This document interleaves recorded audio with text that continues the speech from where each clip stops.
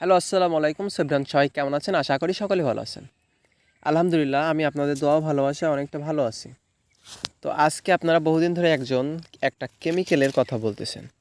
তো যাই হোক, ওই ঔষধটা দেওয়া যাবে কিনা গাছে, আর দিলে আপনার গাছের কোনো ক্ষতি হবে কিনা।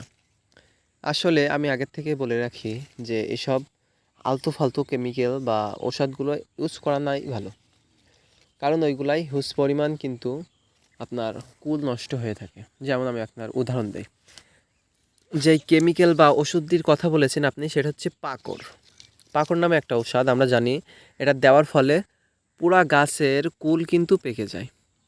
তো কুল পেকে যায় সেহেতু আপনার কুল একই সাইজে হওয়া লাগবে বা মোটা তাজা হওয়া লাগবে, না হলে আপনার কুল যদি এই যে এতগুলা মোটার মাঝে এই যে ছোট ছোট কুলগুলা থাকে, এই যে ছোট ছোট কুলগুলা থাকে এতগুলা মোটা কুলের মধ্যে, তাইলে কিন্তু অসুবিধা, ওইগুলাও কিন্তু পেকে পড়বে। আর পাকড় দেওয়ার পরে যদি আপনার গাছে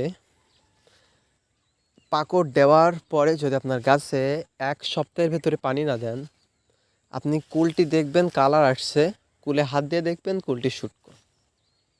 মেন বিষয় হচ্ছে এই জায়গায়, আপনি কুলটি দেখবেন যে পাকা, কিন্তু কুলে হাত দিয়ে দেখবেন কুলটি শুটকো। তো আমি বলি এইসব আলতু ফালতু কেমিক্যাল ইউজ না করাই ভালো। আমাদের দেখেন তো, আমরা তো এইগুলা ইউজ করি না বা ব্যবহার করি না। আলহামদুলিল্লাহ, আমি যতটুকু বলতে পারি আমাদের গাছে কিন্তু ফুলগুলো অনেক মোটা আর সুন্দর কালার, যেটা দেখতেও অনেক সুন্দর। তো আপনি অবশ্যই আপনার উত্তরটি পেয়ে গেছেন। আর যারা আমাদের ভিডিওটি দেখছেন, যদি আপনাদের ভালো লেগে থাকে অবশ্যই আমাদের ইউটিউব চ্যানেলটি সাবস্ক্রাইব করে যাবেন। কারণ আপনাদের এক একটি সাবস্ক্রাইবারের সংখ্যা আমাদের এক একটি ভিডিও বানানোর উৎস হয়ে দাঁড়ায়।